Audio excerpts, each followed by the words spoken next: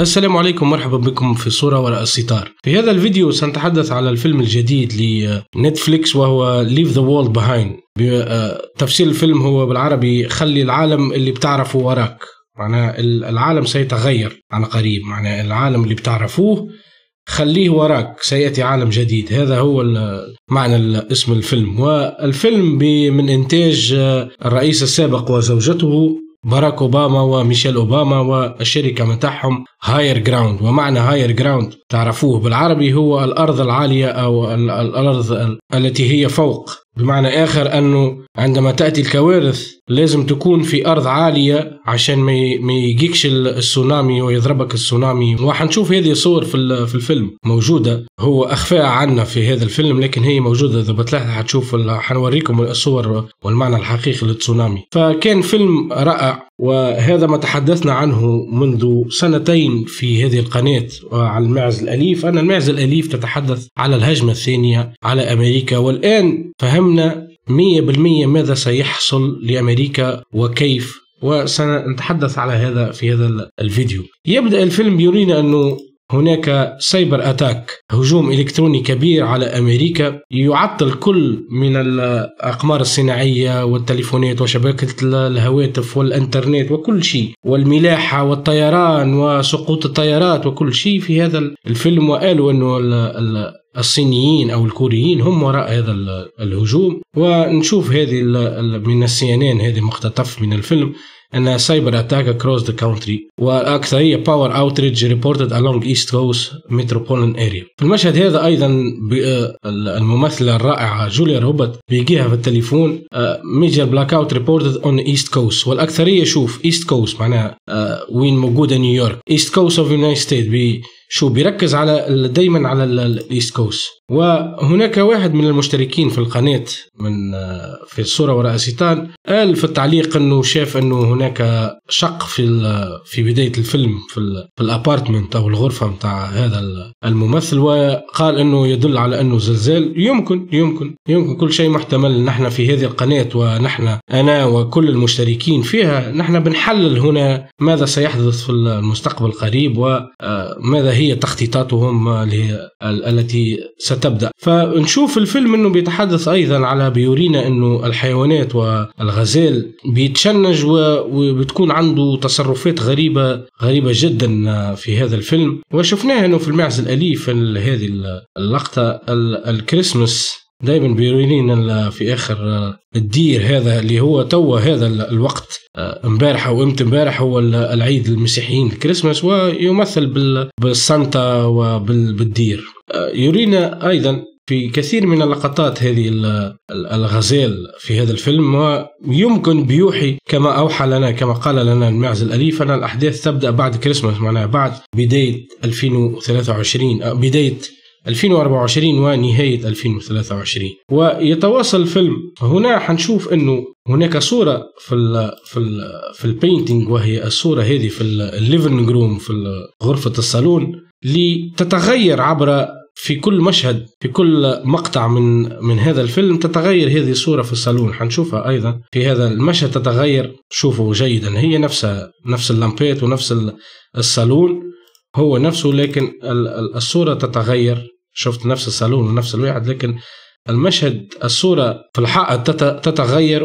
وحسب ما أعرف تغيرت، حسب ما أعرف هذه هي شومان ريزونانس. وشومان ريزونانس هي a set of spectrum peaks in extremely low frequency portion of the earth electromagnetic field spectrum. معنى آخر هي ببسطها لكم إن هي دقات القلب متاع الأرض، هي الفريكونسي الطاقة متاع الأرض والفريكونسي متاعها عندها دقات قلب الأرض متاعها، بيسمونها شومان ريزونانس. وأنا كنت بتابعها من سنين لما بتيجي عاصفة شمسية أو بتتغير الطاقة بالأرض بنروح إلى شومان ريزونانس بنشوفها. معرفش في موقع كنت بشوفه قبل بيوريك الشومان ريزونانس، والله ما أعرف فين الموقع، نشوفه لايف. هو هذا يديك الجرافيك اللايف متاع شومان ريزونانس. شفتوها هذه البيكس هذا ما هم اللي في نفس الصورة الأربعة في الصورة متاع جوليا روبرت الأولانية. بنشوف هذا من البيكس أو الطلعات هم الشومن ريزيدنس هذوما بالطلعات الأربعة، وبيتغيروا عبر الزمن وعبر الطاقة. هاي الأرث هارت بيت بيسميها، شفتوها هارت بيت، فهي دقات القلب للأرض، وساعات شوفوها هنا تتغير مثل هذه الصورة. وهذا ما ورانا، شفتوها ماغنيتيك ستورم، هذه جي لما بتصير عاصفة شمسية كبيرة بتتغير دقات القلب متاع الأرض وبتعمل هذا الجرافيك، هذه الصورة متاع الشومن ريزنس. وهذا ما أرانا في الفيلم، أن هنا دقات القلب عادية على الآخر، ومع تغير هذه الدقات هذه الشومن ريزنس بتتغير. ولذلك شفنا أنه الغزال والحيوانات وأصبحت تتصرف بشكل غريب في هذا الفيلم. وبعدين هنا في هذه اللوحة نفس الصالون ونفس بتكون دخل بعضها شومن ريزنس دقات القلب. وهذا ماذا سيحصل العاصفة الشمسية اللي تحدثنا عليه. وفي آخر الفيلم بنشوف أنه أيضا في غرفة النوم بنشوف، لاحظوا جيدا المية هذه اللي الصورة متاع البحر اللي في الحائط. في كل مقطع في كل جزء من الفيلم أيضا تتغير هذه الصورة. مثلا شفتوها هنا البحر هادئ، وشوفوا طول متاعه هنا مقارنة بالممثلة جولي روبرت أنه قصير وهادئ والأمواج عادية. لكن بعدين في الجزء اللي بعده بيتغير أغزر الأمواج أكتر، معناها بيصير فيه هيجان وأعلى، وأصبح أعلى الأمواج. وفي آخر المقطع أصبح أعلى من الممثلين كلهم، وأصبح هيجان كبير. وهذا بيشير لنا أن تسونامي مقارنة بالصورة الأولى شفتها هي أعلى من الأمواج، لكن في المقطع الأخير للفيلم بنشوف أنه أصبحت الموجة أعلى منهم بكلهم، وأصبحت إلى آخر السقف متاع الفيلم بيلوح. وهنا في المعتدلة أصبح بدأ بالهيجان. وفي آخر الفيلم، في وسط الفيلم هنا بنشوف، أنا مش عايز أخذ كوبي راي سترايك، شوف هو أخذ الورقة ولقى فيها الموت لأمريكا. وهذا قلناه في المعز الأليف أنها تتحدث على الهجمة الثانية لأمريكا بواسطة قنبلة نووية مصغرة. وحنشوف هنقرأ ماذا هناك من وراء الورقة. وهذا نطلب منكم الانتباه فورا. أنا كتبوها بالعربي عشان بيشفروا المسج، معناها إلا الناس اللي بتحكي عربية بتفهم هذه الرسالة الواضحة. وبيأكد عليها بقوله وببداية الرسالة: نطلب منكم الانتباه فورا لما نقوله في هذا المنشور. لاحظوا جيدا بداية هذا المنشور: نحن نملك المتفجرات الأكثر خطورة وتدميرا في التاريخ، اللي هي القنبلة النووية، ونتركم لكم هذه الحقيقة المروعة كي تتأملوها ونشدد على صحة ما نقول. أنا للتو في استخدام هذا السلاح على أرضكم، ولا بد من الخطوات لوقف المقاولة والاستسلام السلمي. فواضحة الرسالة تقول أن سيستعملون أن للتو في استخدام هذا السلاح على أرضكم، معناها هذه المتفجرات القوية اللي هي القنبلة النووية التي سيستعملونها. وفي الفيلم ورانا أنه في آخر الفيلم البنت وجولي روبرت لما داروا شافوا نيويورك ماذا حصل فيها بعد الهجمة، أنها هي نيويورك سيتي، وهذا بروكلين بريدج، وهذا وان وورلد تريد سنتر طويل، وهذه قنبلة انفجرت في نيويورك ودمرت نيويورك. وهذا الريفر سايد معناها هي بلد بعيد شوي على، لكن بتشوف منه نيويورك سيتي.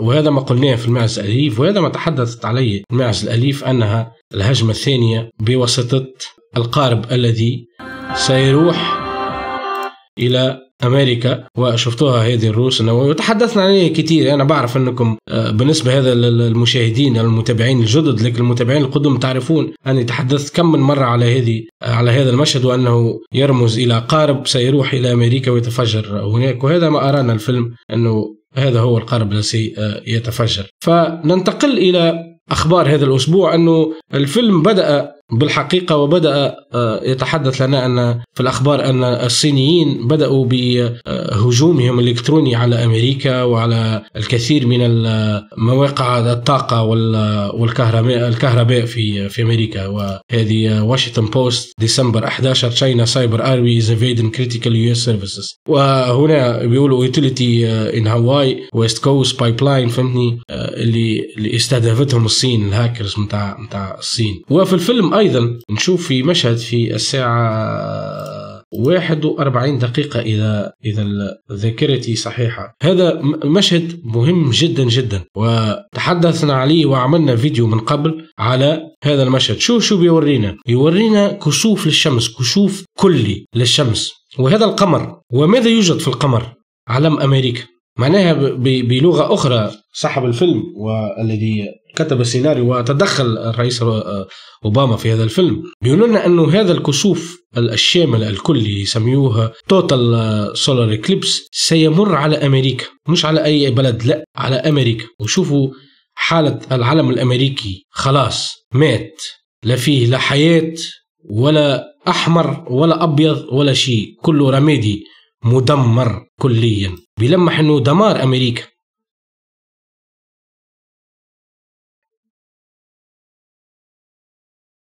شفتوه؟ هذا هو السولار إكليبس. هذا تحدثنا عليه وقلنا أنه التوتال سولار إكليبس هذا سيحصل على السنة الفارطة القادمة، عفوا في أفريل 2024. وهذا السولار إكليبس حصل مرتين، حصل في 2017 وحصل في 2024. وتحدثت في المعزة الأليف إذا بتفتكروا في الفيلم اللي قلت هذه العلامة متاع البنت اللي هو هذا السولار إكليبس اللي حصل في 2017، والهجمة ستحصل 7 سنين في سبتمبر، 7 سنين بعد السولار إكليبس هذا، لأنه في المعزة الأليف أراهن هذا الكسوف هذا الكلي للشمس بهذه العلامة في الآخر اللي هي الأو، لكن هو شكلها في زي إكليبس. وهنا لما هي بتسقط التفاحة بنشوفها من هذا الحدث، وقلناها في الفيديو، اسم الفيديو في اليوتيوب اللي شفتوه، علامة في السماء. 7 سنين، هذه هي 7 سنين بعد. هي حتى في القدم بتاعه في الحذاء مكتوبة 7، هي 7 سنين بعد العلامة الأولى اللي حصلت في 2017، معناها 2024. ومجددا أوباما يعود إلى المشهد.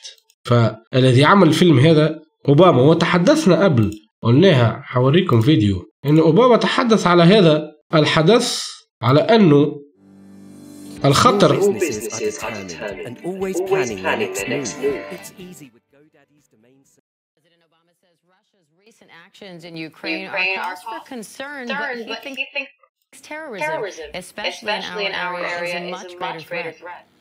اسمعوا جيدا.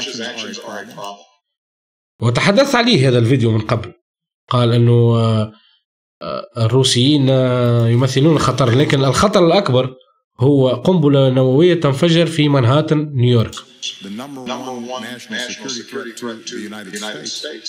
I continue to be much more concerned when it comes to our security with the prospect of اسمعوا شيء. a nuclear weapon going off in Manhattan.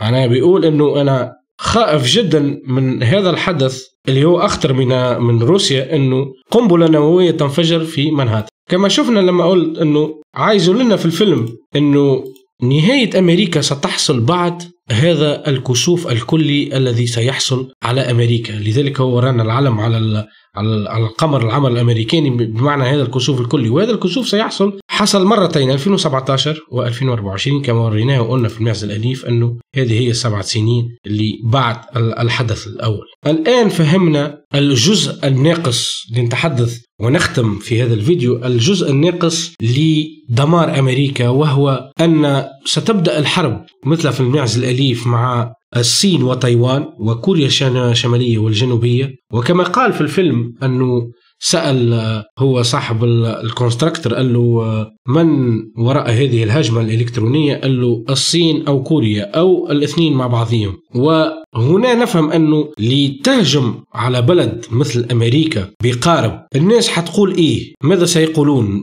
بعد الهجوم؟ معناها ماذا سيقولون العالم؟ سيقولون كيف لأمريكا بتكنولوجيا متاعها وبالأقمار الصناعية وبالاستخبارات متاعها القوية لم ترى ولم تكتشف أن هناك سفينة أو باخرة متجهة إلى السواحل الشرقية للولايات المتحدة الأمريكية ومحملة بقنبلة نووية مصغرة وتتفجر هناك، ولا أحد من المخابرات ولا الأقمار الصناعية ولا العسكر لم يتمكنوا من رؤيتها. فهنا نفهم هذا ماذا أراد أن يقول لنا باراك أوباما، أنه تكتمل هذه اللعبة وهذا الفيلم الكبير الذي سيحصل قريبا على العالم، أنه قبل الهجوم على أمريكا لازم نهجم عليها أولا بهجمة إلكترونية كبيرة اللي هي سايبر أتاك، بمعنى آخر أنه لازم أنه ندمر الأقمار الصناعية متاعها ونوقف البحرية والطيران والإنترنت والتليفونات، لكي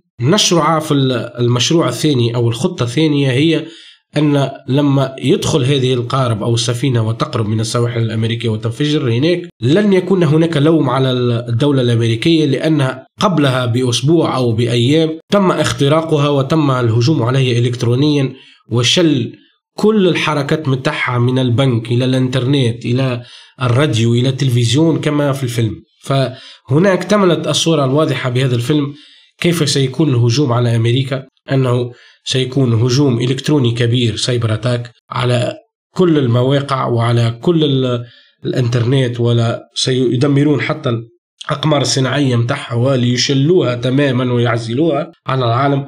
وبعدها كما هنا أرانا في الفيلم أنها آخر الحدث هو القنبلة النووية والانفجار عليها، لكي يتقبلها العالم ويتقبلها الشعب الأمريكي أننا لم نستطيع أن نفعل شيئا.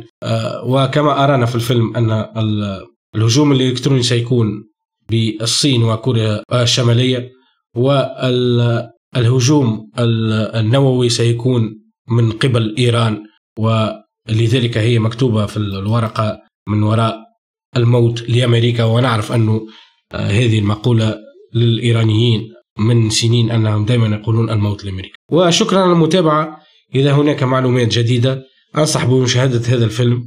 والآن فسرنا الماعز الأليف، لأن تعرفون ماذا سيحصل، ما هي الأحداث عندما تبدأ الحرب مع تايوان ومع الصين. هناك تعلمون أنها الهجمة قربت على أمريكا، وأن ستبدأ بعد الكسوف الكلي في هذا السنة المقبلة أفريل 2024. شكرا على المتابعة. أقول لكم سنة إن شاء الله سنة 2024 تكون عليكم بخير إذا لم أنزل فيديو في هذه الفترة، ونشوفكم على خير في المستقبل. شكرا وإلى اللقاء.